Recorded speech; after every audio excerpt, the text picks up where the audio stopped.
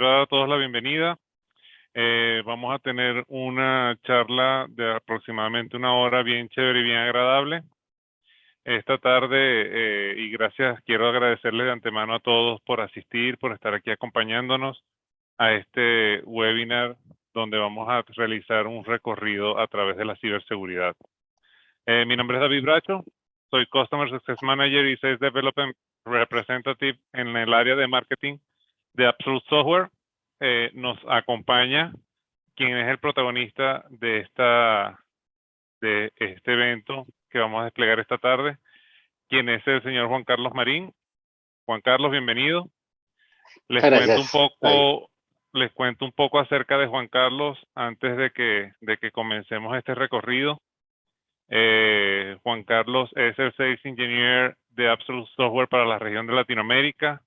Es un súper profesional con más de 30 años de experiencia en esta área. Es ingeniero de sistemas, tiene distintas especializaciones de ingeniería, tanto de software, de redes, comercio electrónico. También se ha desempeñado como Software Engineer Manager, como Principal Solution Architect y como Senior Technical Program Manager para distintas multinacionales de tecnología durante los últimos 25 años. Así que, como ven, Juan Carlos es uno de los músculos más fuertes de nuestra organización y de nuestro equipo en Latinoamérica, y es quien nos va a dar este webinar y esta charla magistral esta tarde, ¿no? En esta charla vamos a estar viendo temas como todo lo que tenga que ver con referente a la ciberseguridad, ¿sí? Amenazas internas y externas que se presentan a diario y en lo que todos tenemos que estar obviamente actualizados sobre este tema. ¿Qué representan estas amenazas realmente para las corporaciones? ¿Cuál es el panorama actual de la ciberseguridad y los nuevos escenarios donde son vulnerables tanto los dispositivos como la red? ¿Sí? En este sentido, ¿qué es lo que queremos saber? ¿Cómo nos podemos proteger, ¿no? ante estas amenazas? ¿Cómo podemos cuidar de los activos físicos que van desde todo el parque de dispositivos que tengamos en la organización, incluyendo su infraestructura, hasta los activos digitales, donde en este caso siempre lo más importante y lo que tiene más valor dentro de la organización es la información, ¿sí? Los datos que estos dispositivos contienen. Y obviamente desde nuestra perspectiva como solución de ciberseguridad, ¿cuál es la visión que tenemos más a detalle de cómo funciona la solución de Absolute Software, ¿no? Estos distintos componentes. Dado que en este momento de repente algunos de ustedes no conocen muy bien qué es la solución, y esto es porque hasta ahora Absolute es el secreto mejor guardado de la industria. Pero hoy vamos a conocer cómo opera. Antes de darle el pase a Juan Carlos, les quiero recordar que tenemos allí disponible para ustedes una caja de preguntas y respuestas donde pueden ir dejando todas las preguntas a lo largo del evento. Y algunas las podemos ir respondiendo en vivo, ¿no, Juan Carlos? Y las demás las respondemos al final ya de la presentación. Espero que de verdad esto que hemos hecho con mucho cariño y preparado para ustedes sea de su agrado. Y bueno, Juan Carlos, bienvenido de nuevo y te doy ya el escenario, es todo tuyo. Gracias, David. Bueno, pues un gusto saludarlos esta tarde. Básicamente, como mencionaba David, la idea es hablar un poquito de ciberseguridad en las corporaciones, en las organizaciones hoy en día, ver lo que está ocurriendo, cómo nos están atacando, cuáles los mayores riesgos que hay para las organizaciones, y cómo Absolute viene a ofrecer alternativas para esos problemas. ¿Cuál es la visión de Absolute al respecto y cuáles son las soluciones que nosotros podemos ofrecer para resolver problemas relacionados con o mitigar los riesgos relacionados con la ciberseguridad? La charla la hemos denominado, pues, cómo implementar una cultura de ciberseguridad persistente a prueba de ciberataques. O sea, aquí, ¿cuál es la idea? Pues lo más importante es esta clave, esta palabra persistente. ¿Sí? Pues digamos que lo que buscamos es que tener una cultura, que la ciberseguridad se convierta primero en una cultura dentro de la organización, y segundo, que esté apoyado en herramientas que son persistentes para garantizar la resiliencia de las herramientas de seguridad. Ustedes saben que Todas las organizaciones tienen bastantes herramientas de seguridad con las que cuentan, con las cuales se defienden, pero muchas veces esas herramientas tienen fragilidades, tienen vulnerabilidades que son aprovechadas por los hackers y por personas con malas intenciones o con intenciones de obtener información y hacerse a información que puede ser peligrosa que puede ser sensible de la organización y que puede poner en riesgo la organización y puede ser peligrosa para los propósitos de la organización.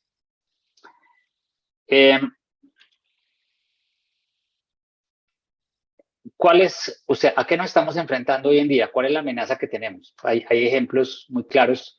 Aquí solamente traje ejemplos de la región para contextualizarnos. A veces vemos mucho en la prensa y en todo lado ejemplos de problemas de ciberseguridad en los países desarrollados, pero eso no solamente ocurre en los países desarrollados, ocurre bastante en la región con muchísima frecuencia y con muchísima frecuencia las organizaciones de la región están perdiendo enormes cantidades de dinero y de horas hombre en resolver problemas relacionados con ciberseguridad. ¿Sí?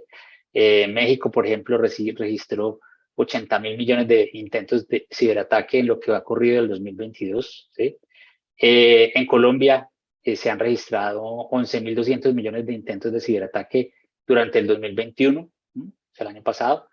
3 de cada 4 empresas mexicanas fueron víctimas de ataque de ransomware en el 2021. O sea, prácticamente el 75% de las empresas fueron víctimas de ataques de ransomware, es decir, fueron objeto de secuestro de información. Ya el secuestro a personas es muy difícil de controlar, entonces los delincuentes están yendo por el lado de secuestrar información, que es una cosa muy rentable. En otros países, en Argentina, por ejemplo, se han intentado también miles de millones de ataques. En Ecuador también, en Ecuador que es un país pequeño y sin embargo también ocurre este tipo de cosas. Y en estos ciberataques lo que más se está presentando o lo que es más crítico para la organización es la pérdida de datos. O sea, cómo realmente muchas veces la gente piensa que lo que pasa es que se meten a la aplicación y pueden ver cosas de la aplicación. No, lo grave es que se pierden datos y se pierden datos que tienen procesos que pueden ser críticos para una organización, que pueden ser críticos para un país y que implican una enorme pérdida monetaria y en procesos para la región, para las diferentes organizaciones. ¿Cómo están operando las amenazas? Ustedes las han escuchado probablemente en los medios. O sea, el phishing, que básicamente es a través del correo o de herramientas parecidas, nos ponen a dar clic en links que nos llevan a sitios donde fácilmente nos pueden secuestrar la información, entrar a obtener datos nuestros datos privados nuestros, por ejemplo, una clave de acceso, una credencial, alguna cosa de ese estilo, y a través de eso entrar y secuestrar la información que hay en nuestro dispositivo, que es el siguiente delito. El ransomware, como ustedes saben, consiste en secuestrar lo que hay los datos que hay en un computador, ¿sí? O inclusive, pues, amenazarnos con divulgar esos datos si es que esos datos son sensibles o pueden generar algún tipo de problema para alguna persona.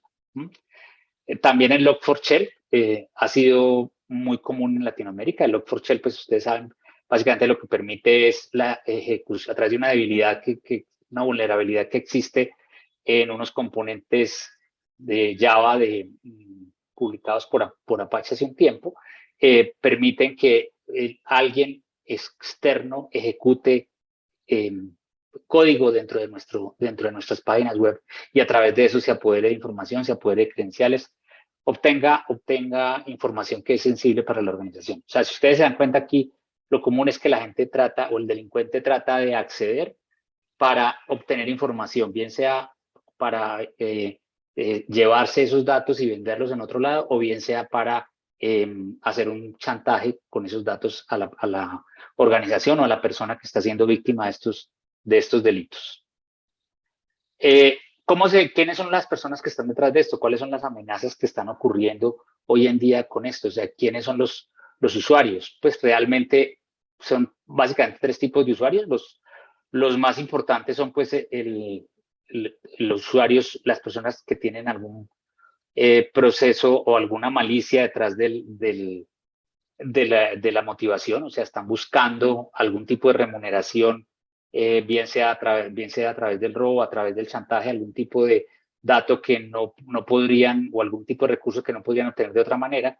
Entonces, y esos tienen un tipo de motivación en algunos casos de codicia, de simplemente obtener dinero, o en otros casos hay una motivación basada en la venganza, ¿sí? Hay veces que un empleado se retira de una organización y no salió muy bien, y entonces empieza con lo que logró ver, con lo que logró entender de cómo funcionaba la organización por dentro, empieza a intentar volver a entrar y probablemente hacer algún daño.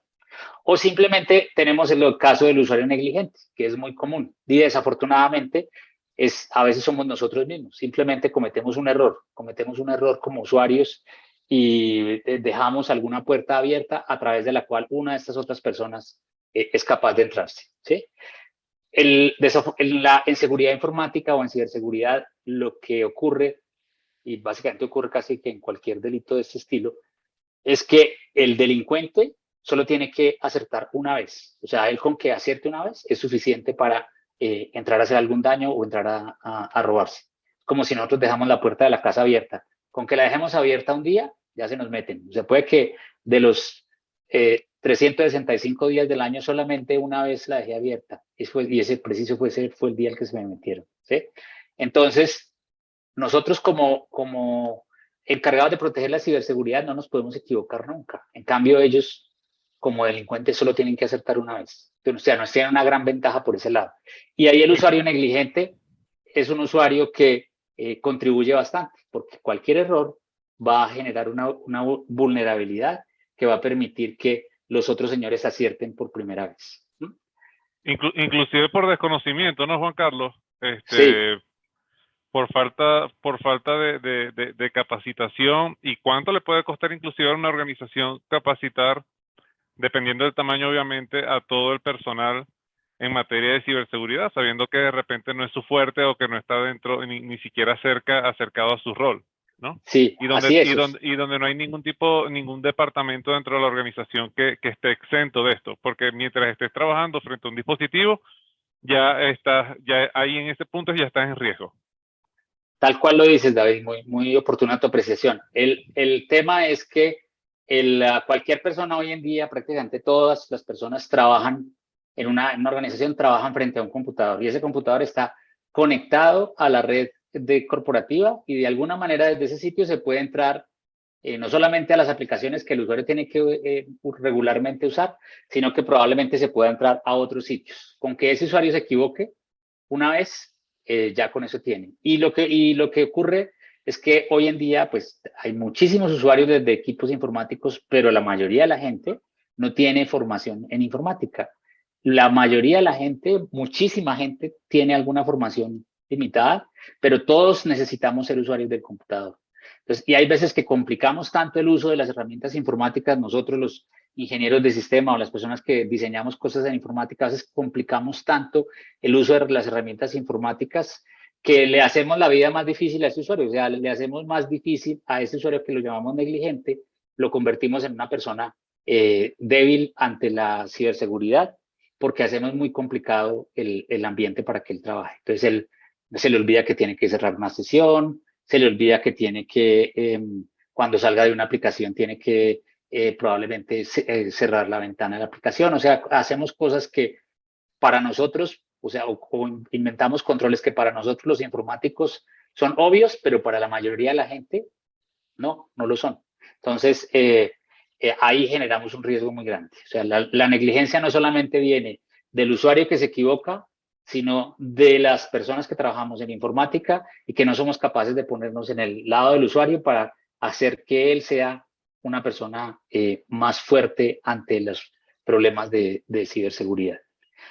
Y eso es una percepción que se nota en los números. O sea, hoy en día la seguridad informática de hoy, que la que hoy tenemos, no es segura. O sea, las compañías están gastando, en este año se estima que van a gastar 173 billones de dólares, ¿sí? Que pues eso es una cantidad de dinero enorme. Y sin embargo, el 78% de los líderes de TI de seguridad no tienen confianza en la postura de seguridad de sus organizaciones. O sea, tenemos una seguridad a la cual le invertimos muchísimo dinero. Sin embargo, nosotros mismos o por la gente que lidera los temas de seguridad en la organización no confía realmente en lo que está ocurriendo, no confía en que eso esté proveyendo la suficiente seguridad para la organización. O sea que estamos teniendo una seguridad informática ineficaz y lo que necesitamos es aumentar ese poder de eficacia en esa seguridad informática. Y las cosas pues se complicaron aún más a raíz de la pandemia. O sea, a raíz de la pandemia, el trabajo por fuera de la oficina se volvió el tema más común. La gente antes trabajaba en una organización, especialmente los usuarios que no eran los altos ejecutivos o la gente de tecnología, que de pronto ellos sí trabajaban desde su casa, trabajaban desde sitios remotos.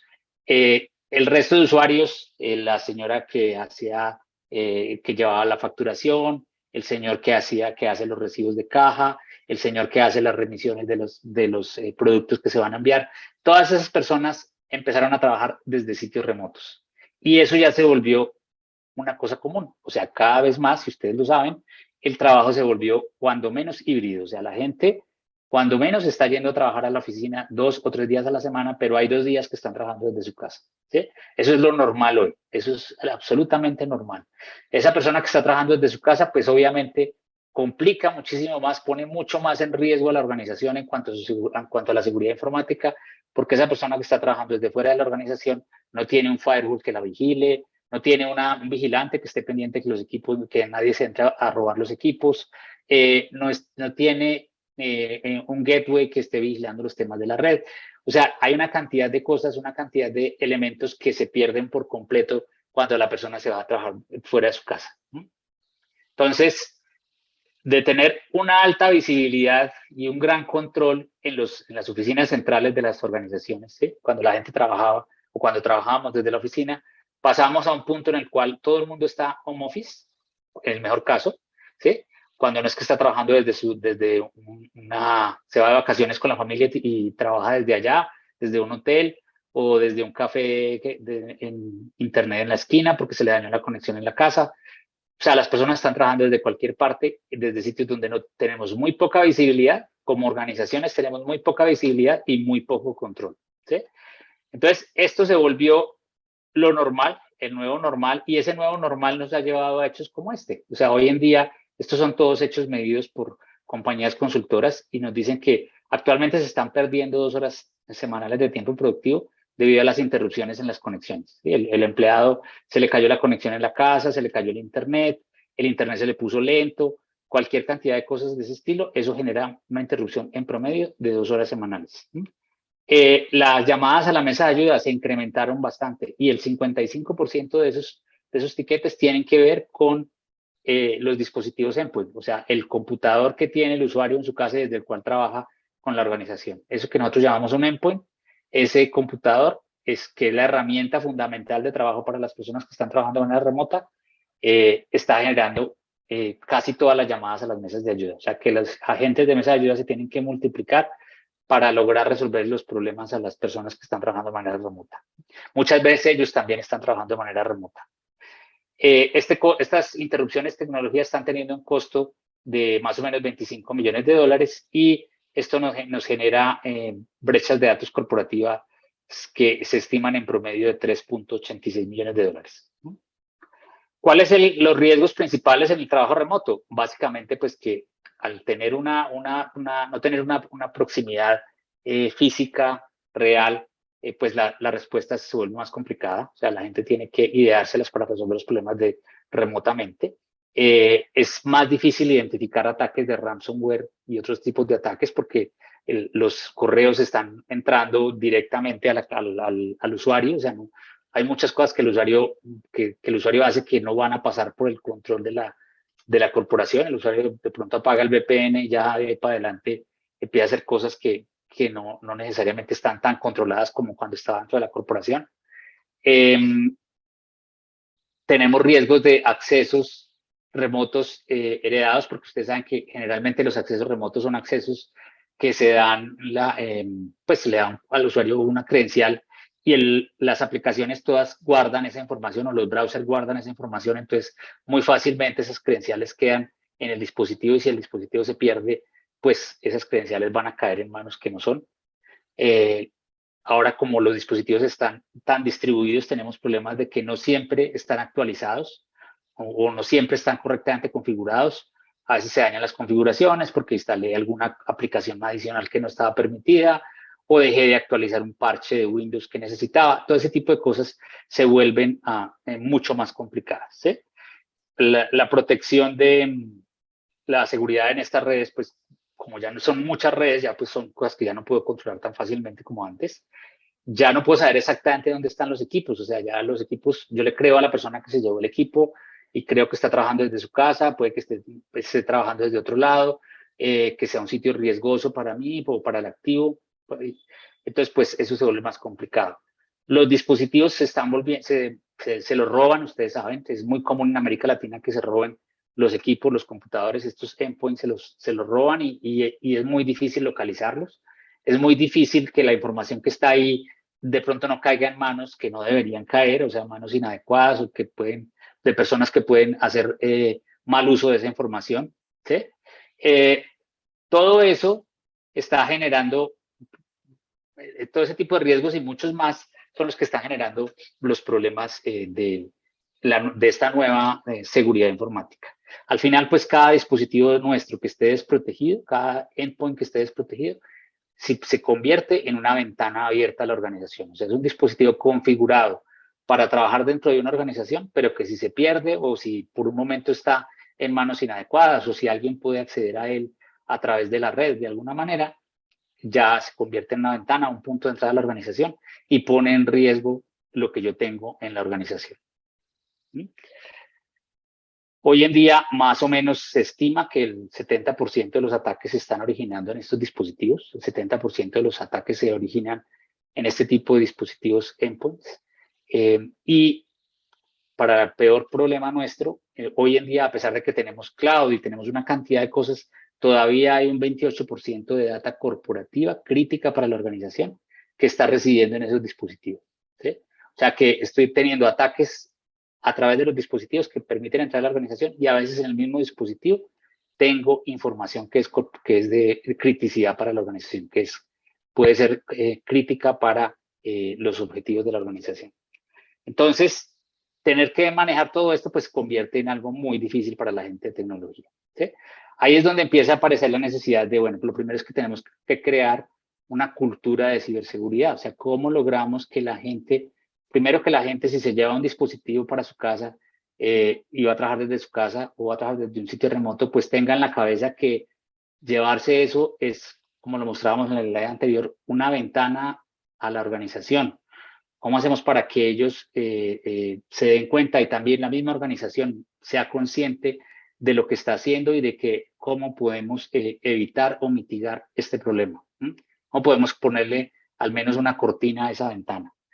Hay que crear esa cultura parte de primero pues entender en dónde está la organización, cuál es el nivel de madurez de la ciberseguridad en la organización. A veces la ciberseguridad está diseñada únicamente o en la mayoría de las organizaciones está diseñada únicamente para cuando las empresas trabajaban, la gente trabajaba en sitio. Para este nuevo ambiente híbrido o remoto no hay realmente un nivel de madurez adecuado. Esto hay que incrementarlo.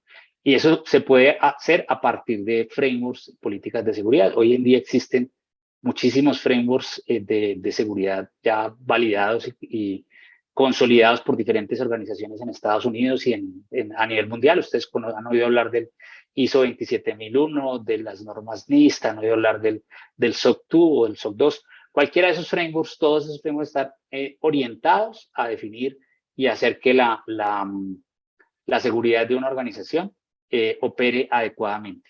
Si nosotros nos preocupamos por implementar eso, pues obviamente vamos a ayudar.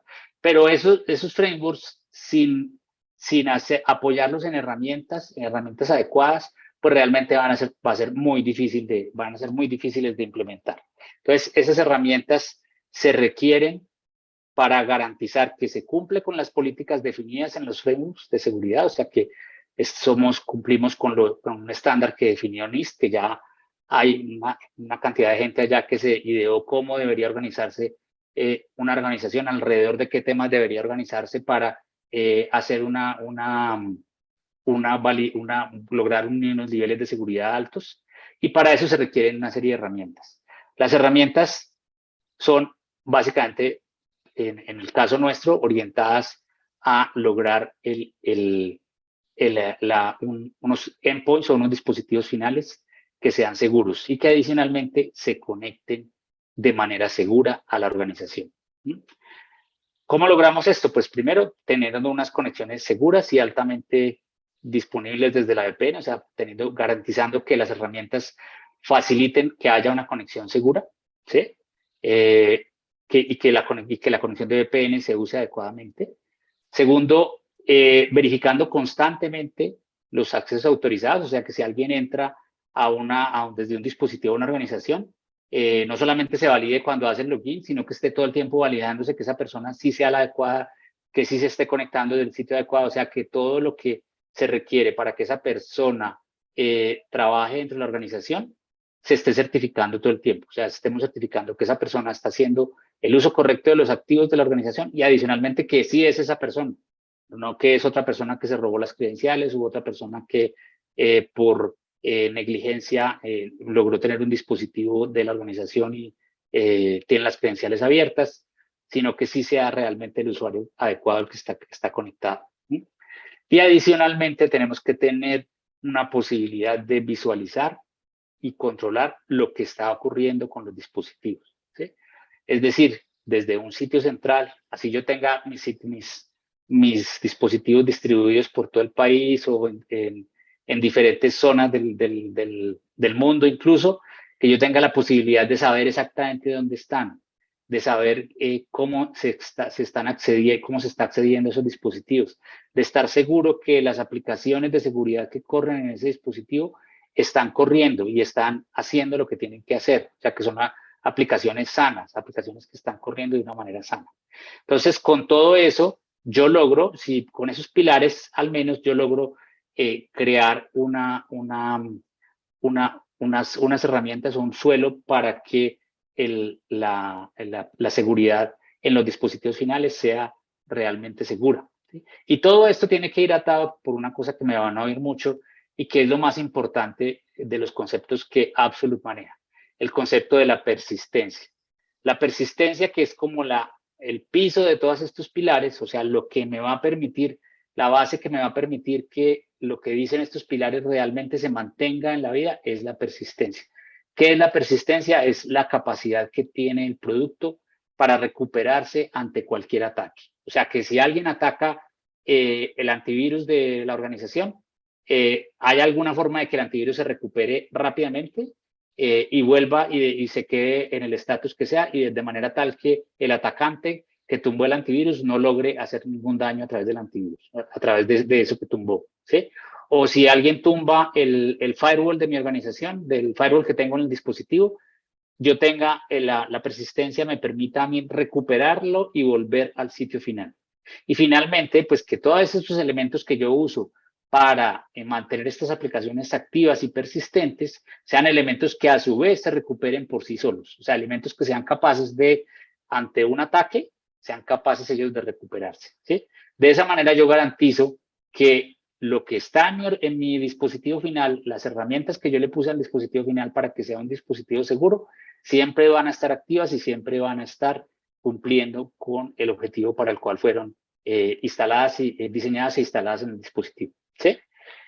Ahí es Juan donde entra Carlos, Absolute. y Dime, David. una consulta curiosa, porque esto es algo que lo he escuchado muchas veces y estoy seguro que las personas que nos están acompañando también tendrán algún tipo de esta experiencia. Muchas veces cuando el usuario tiene algún tipo de permisología o privilegio porque simplemente le fue dado dentro de la organización o con el equipo que lleva consigo, tiene la necesidad de alguna forma de instalar algo adicional a las aplicaciones corporativas que ya vienen con el dispositivo por X o Y circunstancias. Y Sí. generalmente estas aplicaciones que descargas de internet o de repente no tienes el conocimiento suficiente para descargarlo, no lo estás descargando de una página oficial, sino que lo descargas de estas páginas que te suelen ofrecer una especie de, como de preinstalador que te va a instalar supuestamente esa aplicación.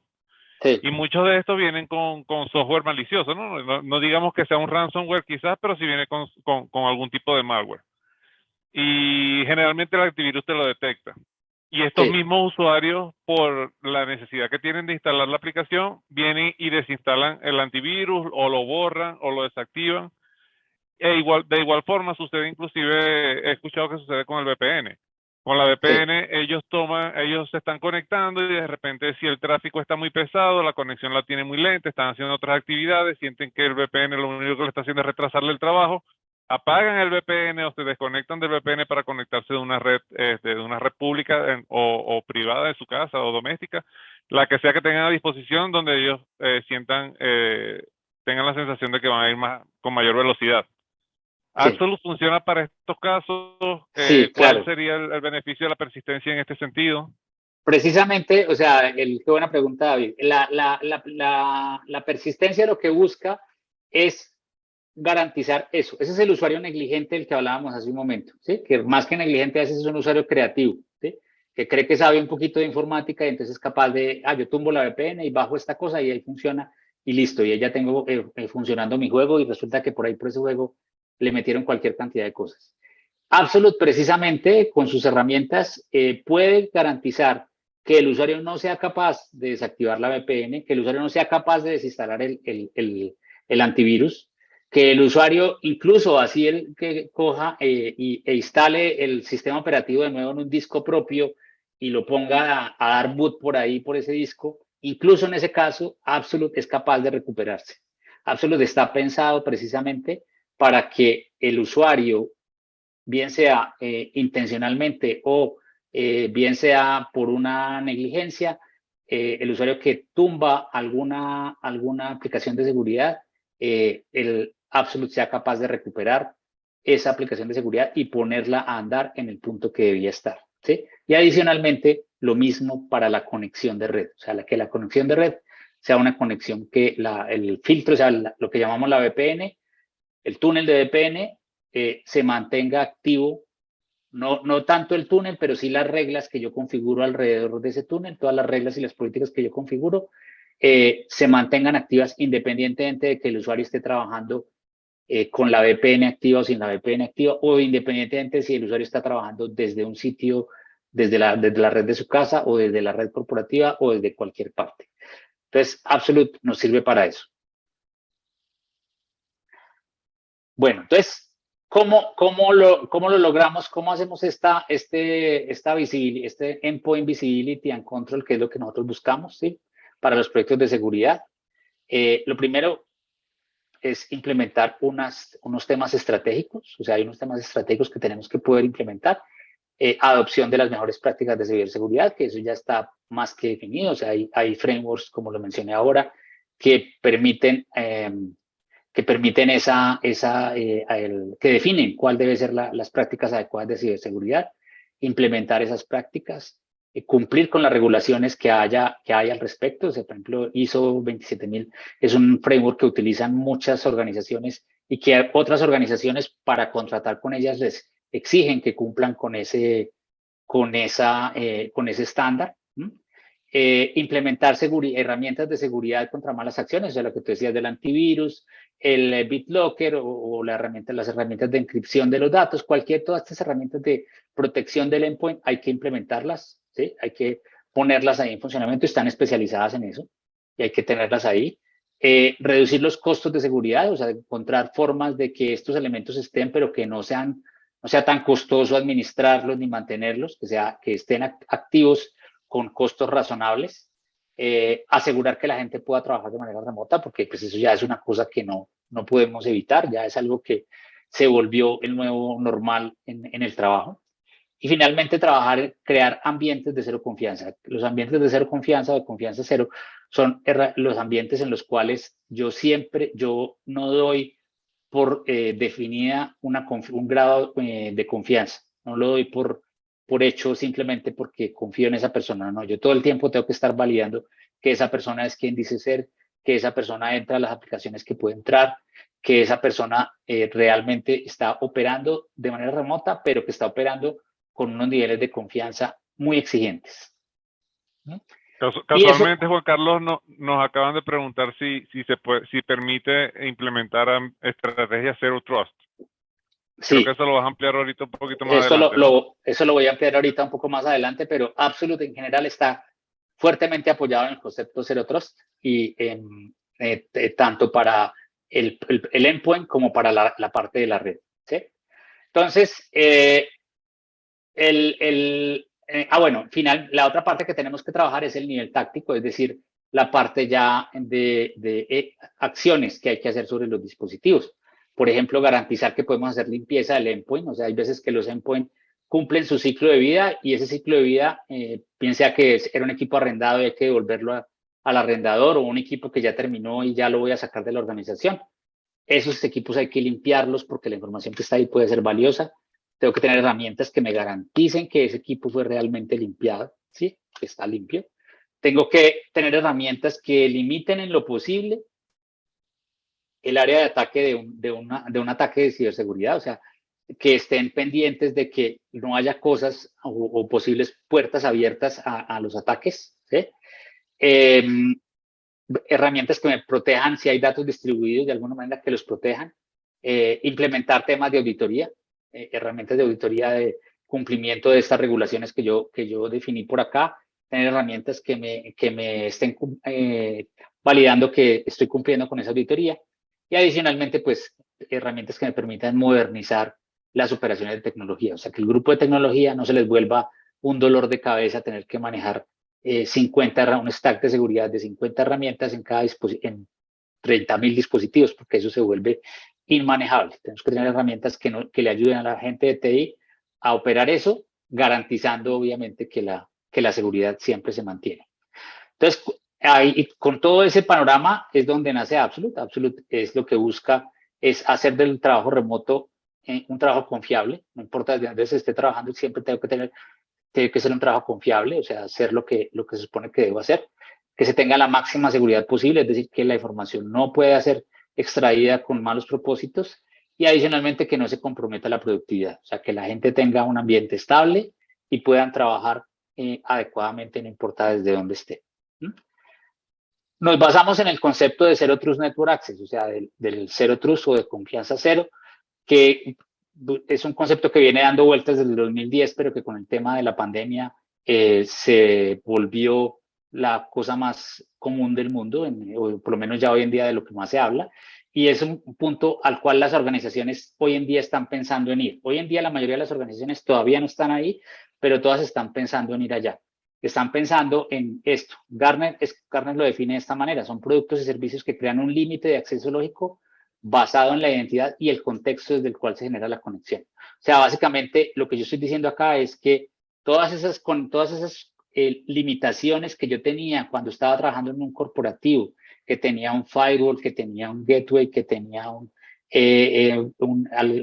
proxy, todas estas herramientas que tenía para proteger el acceso a la red que hacían los usuarios de la organización, ya que desaparece cuando la gente se va a trabajar de manera remota.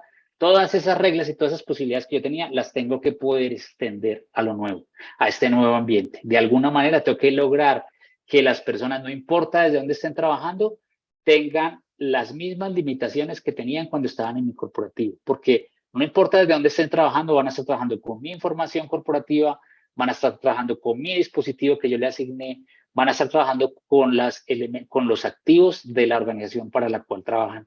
Y eso tiene que estar protegido, como estaba protegido cuando estaba dentro de unas oficinas. ¿Sí?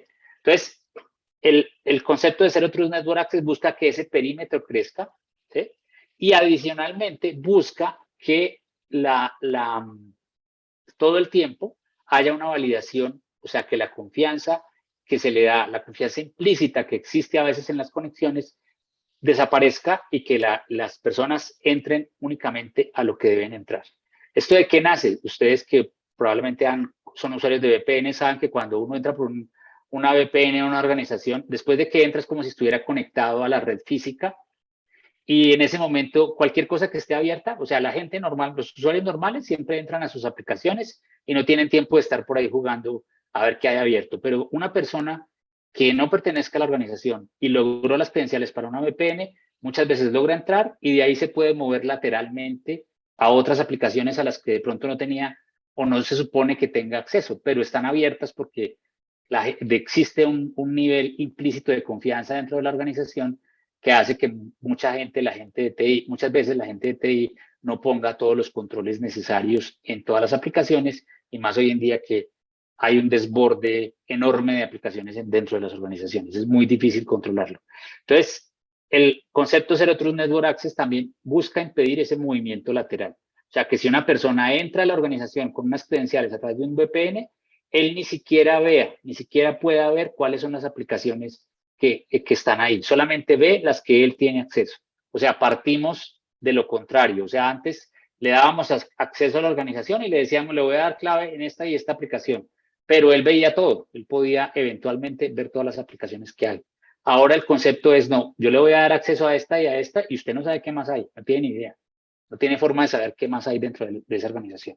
Entonces, sí, eso no es fácil, eso es un concepto que es difícil de implementar y más con este desborde de aplicaciones que hay hoy en día y desborde de conexiones, es un concepto difícil de implementar, pero Absolute parte de ese concepto para desarrollar sus herramientas y acompaña a los usuarios en ese proceso de ir a ese concepto de Zero Trust Network Access. Entonces, lo que estamos haciendo nosotros para garantizar para implementar esos conceptos de Zero Trust Network Access es, primero, en el dispositivo final, en el computador, partimos de la seguridad o la evaluación de seguridad desde el firmware. O sea, Absolute es una herramienta que corre en el firmware de la mayoría de los dispositivos que están hoy en el mundo. Absolute está embebido en el firmware, en la memoria no volátil del firmware, y lo único que se hace cuando uno activa la suscripción de Absolute es activar ese componente que ya existe dentro de los dispositivos. Nosotros tenemos convenios con 28 fabricantes de dispositivos, dentro de los cuales están los más usuales, los más conocidos, Lenovo, Acer, Dell, HP, todas estas marcas populares en el mercado, están todas incluidas y todas incluyen en la mayoría de sus dispositivos. Desde el 2005 incluyen a Absolute, o sea, Absolute está ahí presente. Por eso David decía al comienzo que Absolute es el secreto mejor guardado de la industria informática, porque Absolute viene en todos los dispositivos, probablemente el dispositivo del cual ustedes me están viendo ahorita ya tiene Absolute. Lo que pasa es que no está activado. Y una vez se activa, él permite acceder, permite ejecutar una serie de acciones o permite obtener información del dispositivo, inclusive información geográfica, saber dónde está su dispositivo físicamente, y esa información está en una consola que le permite al administrador de los dispositivos tener toda la información del dispositivo a la mano y saber exactamente qué está ocurriendo con cada dispositivo. O sea, él con esto sabe exactamente primero, dónde está físicamente, en qué parte del mundo está. Segundo, sabe qué hardware tiene. Si alguien le hace algún cambio al hardware, él se va a dar cuenta. Le va a llegar una alerta de que alguien cambió un disco. Puede limitar que alguien toque partes que alguien, por ejemplo, le meta una USB. El usuario va a poder meter una USB, pero inmediatamente le va a generar una alerta a la consola. Puede saber qué datos hay que si dentro del dispositivo se conservan datos que son información sensible, por ejemplo. O sea, él estaba haciendo un barrido a los datos que hay en el dispositivo y si identifica ciertos patrones que yo le digo que identifique, él puede darse cuenta si alguien deja, por ejemplo, un número de una tarjeta de crédito en el dispositivo, ¿sí? Que eso no debería pasar en una organización, digamos, que trabaja con clientes, por ejemplo, en un call center, una cosa de ese estilo. Esa información no debería poderse conservar ahí porque pues, es información que puede ser robada muy fácilmente. Toda esa información yo la puedo ver en mi consola y puedo actuar sobre eso. O sea, si yo me doy cuenta, por ejemplo, que un dispositivo está en una ubicación que no debería estar, puedo bloquearlo.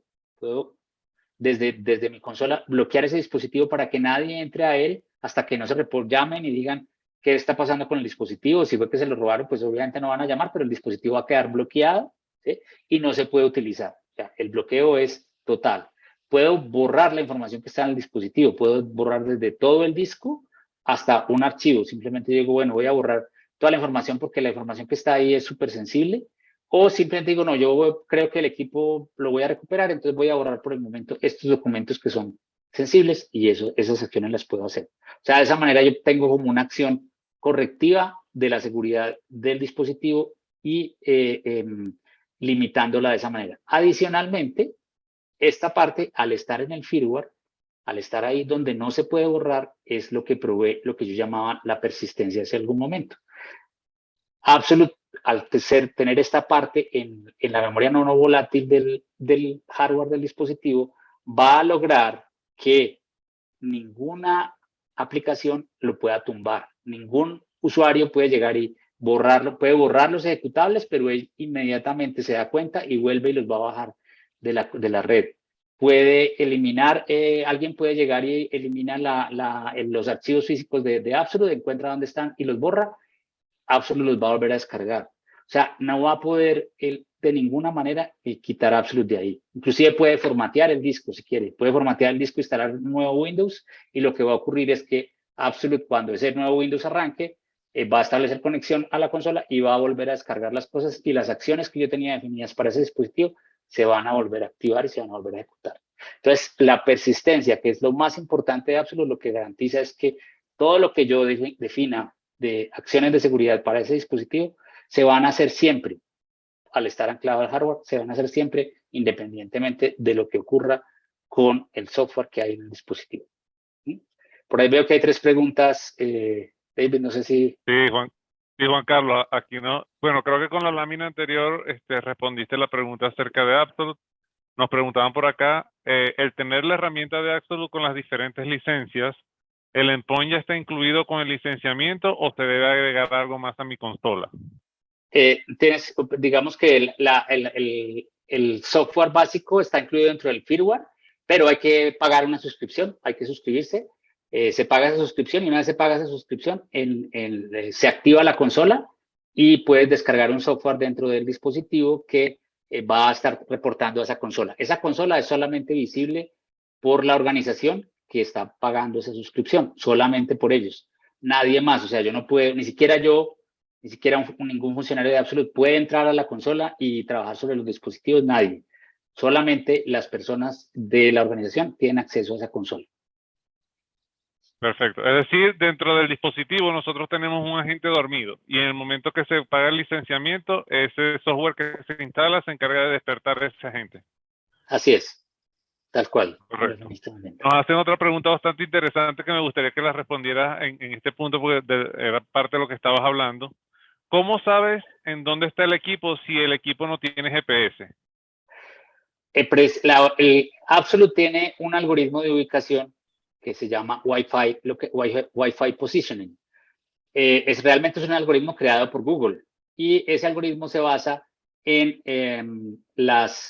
medir el tiempo que hay entre el sitio donde está y las otras redes Wi-Fi que hay en la zona. ¿Sí?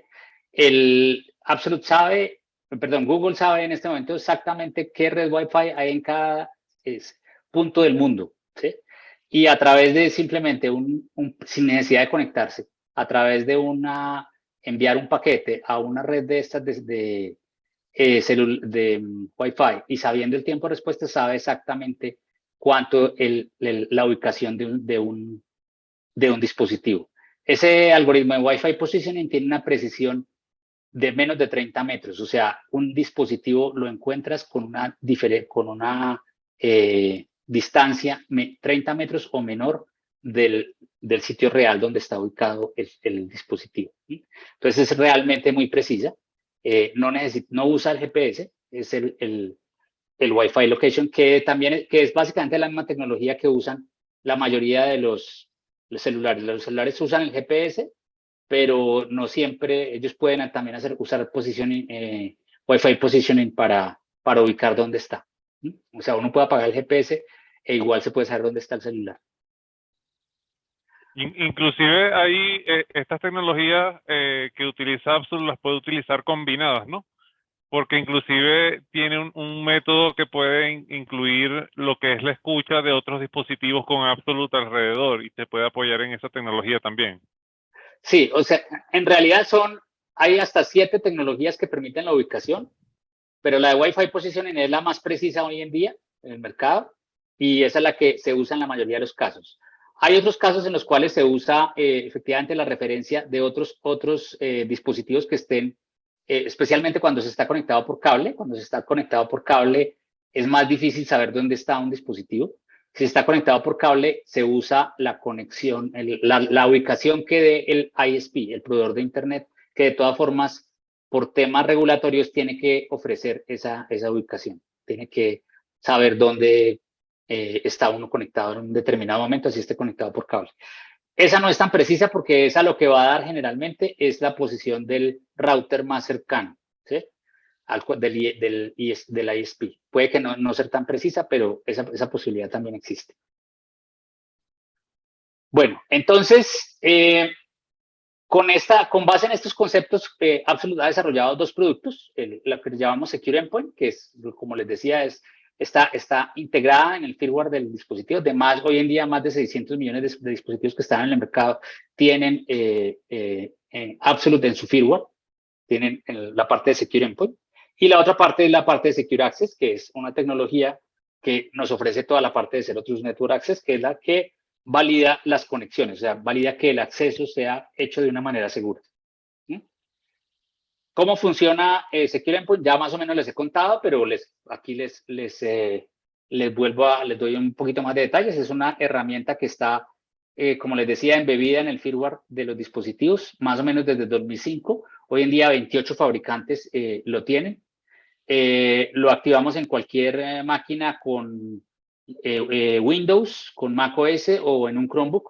Cualquiera de estos, para todos esos tenemos posibilidad de activar a la gente. Es un agente que es irrompible, está basado en la nube, o sea, tenemos una consola que está basada en la nube. Y la visibilidad y la gestión se hace desde la BIOS. Digamos que esto es una posibilidad muy interesante porque normalmente las herramientas, por ejemplo, de administración de dispositivos, usan el sistema operativo para obtener información del dispositivo y para gestionarlo. Absolute está usando la BIOS y eso hace que la información sea mucho más precisa. O sea, uno podría tener eventualmente un disco conectado físicamente dentro del dispositivo, pero no está activo dentro del sistema operativo. Absolute lo va a ver. Otras herramientas del mercado no lo van a ver porque no lo están viendo desde la BIOS. Absolute está embebido en esta parte del firmware, está embebido en una sección que se llama la sección de los EFI drivers, o el DXC de la memoria no volátil de los dispositivos.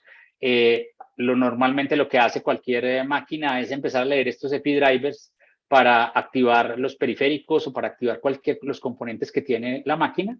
Y dentro de estos componentes hay uno que se llama Absolute DXC, que está incluida, esta es la parte que está incluida en todos estos dispositivos, y ahí no hay forma de que el sistema operativo ignore eso, simplemente el sistema operativo va a tener que correr ese proceso y ese proceso va a activar inmediatamente la conexión de Absolute con la consola. Al activar esto, pues viene la conexión de la aplicación, que es la que descargamos de la consola, el agente, que es el que lo activa la primera vez, y ahí básicamente ese se encarga ya de la comunicación, de enviar la información a la consola y de estar actualizando todo lo que ocurre con el dispositivo. Pero pues la raíz de todo es este componente. Esta herramienta tiene una capacidad muy interesante, y es que esa persistencia que tiene Absolute se puede extender a otras aplicaciones, ¿sí? Es decir, si yo tengo otras aplicaciones de seguridad dentro de mi dispositivo, como antivirus o como firewall o cualquier herramienta de ese estilo que yo tenga dentro de mi dispositivo, yo puedo extenderle la persistencia. Yo puedo dentro de la consola de Absolute configurar y decir, por ejemplo, yo tengo en mi tema de Microsoft Defender como antivirus, ¿sí? Y lo meto ahí. Entonces, de esa manera, si alguien tumba ese antivirus, ese Microsoft Defender, Absolute se da cuenta e inmediatamente lo restaura, o sea, vuelve y lo reinstala si es necesario y lo vuelve a poner activo. O sea, Absolute se encarga de que todas estas son las aplicaciones con las cuales hoy en día tenemos acuerdo. todas estas aplicaciones estén siempre activas en el dispositivo. Esta es una lista de más o menos 60 aplicaciones que se dedican a estas cosas que son usualmente del stack de seguridad de los dispositivos.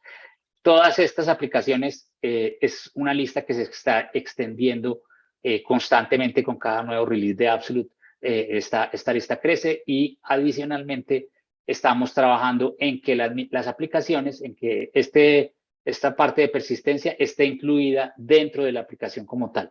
O sea que es probable en un futuro no muy lejano que una aplicación tipo como Trellix, por ejemplo, ya traiga incluida la persistencia de Absolute. Entonces, cuando ustedes instalan Trellix solito va a activarse, va a ser persistente independientemente de lo que ocurra con él.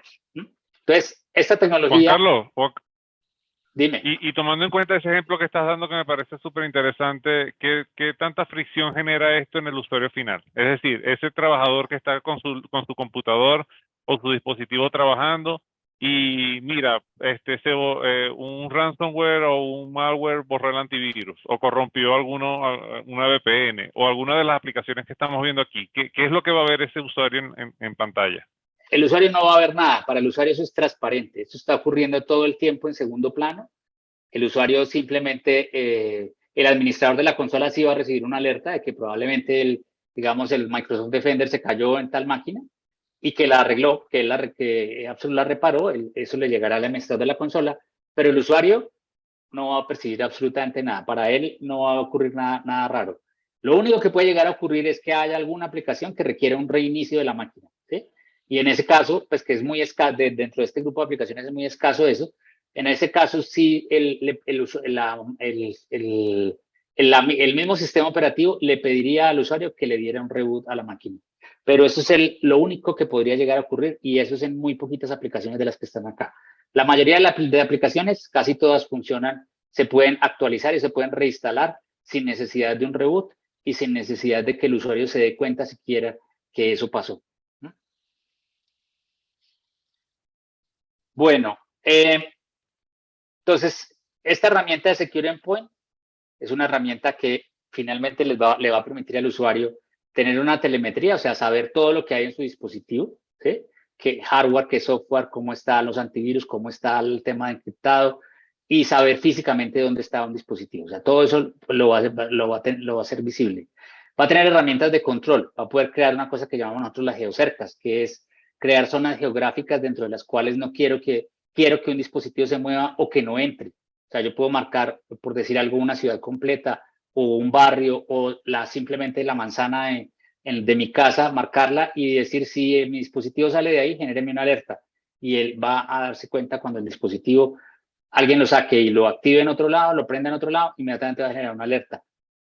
Puedo eliminar archivos, ¿sí? Eliminar archivos y borrar archivos que si el dispositivo cayó en malas manos, pues yo puedo mandar a borrar la información para que nadie se borre esa información.